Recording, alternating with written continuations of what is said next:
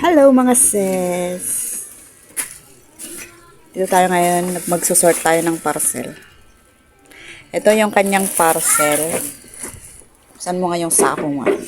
Papakita natin kung ano ginagawa mo araw-araw. Yan.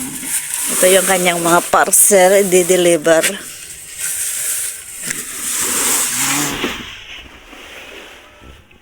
Parcel galing Lazada. Hindi naman natin ipapakita yung mga details mga sis kasi bawal. Baka magalit sila. Oh, ganyan lang.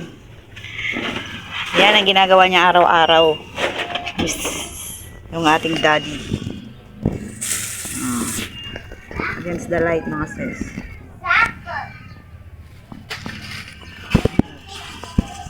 Ayun, i-interviewin natin ngayon. Ano interview natin sa'yo, man? Kumusta yung mga customer mo? Mabait, May masungit. may masungit. O, ikwento mo na ngayon yung mga ginagawa yung mga nagre-receive ng parcel. Ayun, yung nagre-reklamo. Yung mga nag-order na hindi kinukuha, yung mga order. Nagre-reklamo na hindi nila order pero nakapangalan sa kanila. Address, telephone number, kanila. Pero pagdating yung parcel, Jenny yun, meron. di ba guys, ang dami. Ngayon lang madami yan kasi birthday sale ang sa Lazada. Uy, birthday sale pa lang Lazada, guys. Kaya madami. Palingita, walang pasok. Pero pag malapit na graduation, di ba? Hindi, basta may promo sila sa madami lagi yun. Seasonal din. Hindi siya yung O, ikwento mo naman ang pagiging buhay rider. Sa kalsada. sarap. Masarap, mainit. Ingat nga. Pero yan yung mas okay yung madami kang nakikita kasi nakakulong ka sa isang lang. Sa isang lugar. Pero mas nakakamiss pa rin mag-lending. Yun kasi mga sis, yung dati niyang trabaho, yung sa lending. Paniningin ka lang, mag-CCI. Pero parehas lang din, may mga masungit lang din na ano, Pero wala naman ng bastos sa akin kahit isa. sinisingil. Ang maganda dito sa Lazada, di ba may mga nagbibigay ng tip, mga ganun. Pagka maganda mag-tip, yan. Sa CID naman, may mga nagtitip. Hindi mawawala yan. Lalo na pagka inaprobahan mo na, sir, meron ka pagkatapos.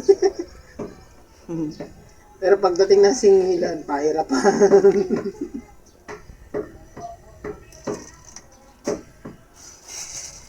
Pero awa naman ng Diyos. Wala naman ng ganun sa akin. Lahat ng kliyente ko naging mabait. Hindi bastos, hindi naman alam nila yung araw ng pagbabayad nila maganda. Kaya hindi nakabayad yung isa, meron nag-aabon. Kasi grupo siya. Sarap din naman lending. Mahirap talaga maningil din. Yan ang pinakamahirap sa pautang. Ang hirap mamingil.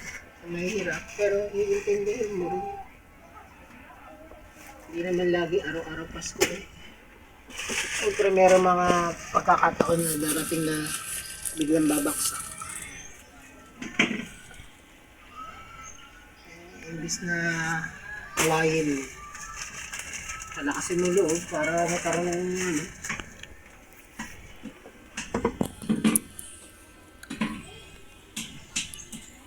gumawa ng paraan.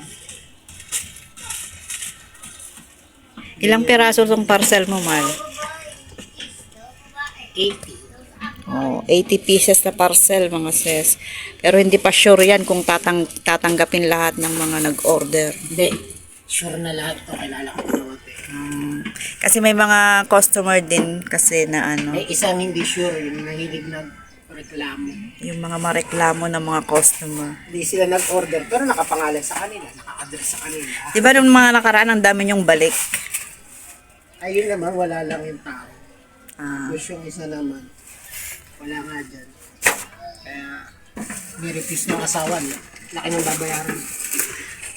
yan yung buhay rider, mga sir. Kala nila madali. Oh, ito yung per parcel lang. Kala nila madali ang buhay rider. Pero ganyan, oh, ginagawa nila araw-araw. 6 per parcel. Konti lang. Kada isang deliver ng parcel, 6 lang. Tapos may mga masungit pa naman talaga na customer na hindi mo maintindihan. Pagka hindi kinuha ng customer, hindi babayaran sana. Di ba may mga times pa yung pag nagkamali din yung lagay yung mga laman, isisisi pa sa rider. Ito, yan pa. May mga ganong system. Walang kasalanan ng rider kahit anong gawin niya. Dahil hindi kami nagbabalot na.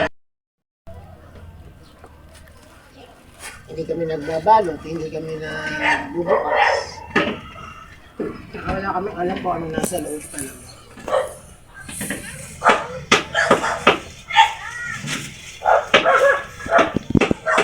Kaso merong ibang hindi nakakaintindi. Pipilit nila alam ng rider kahit hindi naman. Ayan.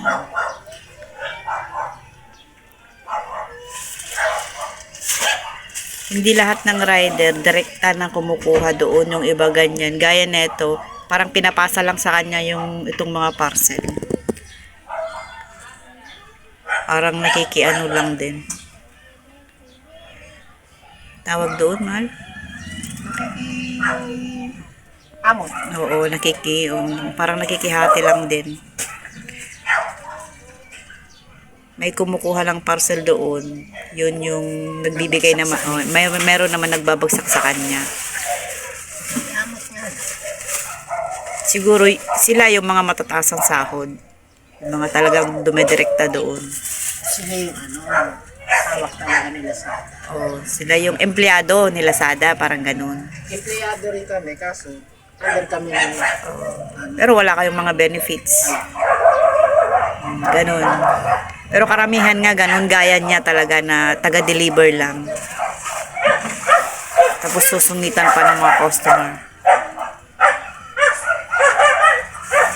Sa tindi ng araw, o tignan nyo gaya ngayon. Yan yung ang tindi ng araw dyan sa labas.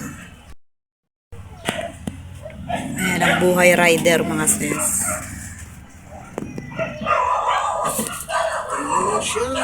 Nakikisapalaran sa init ng araw sa kalsada.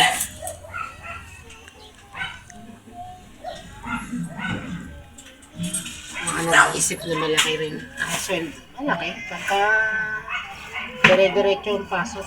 Pero sa loob ng isang linggo, minsan 4 4 na araw pasok. na araw, 3. 3. O last na, ano na lang masasabi mo sa mga kapwa mo rider? Ha? Ano na lang masasabi mo sa mga... Sipag tiyaga lang. O yun. Masasabi payo, ganun. Talagang masaya naman din. Pagka naanahan mo na, nahiligan mo na. Tapos naging katropa mo pa mga customer. Magaganahan ka mag-deliver. Wala ka mag-deliver. So, yun lang mga sis. Konting interview lang natin.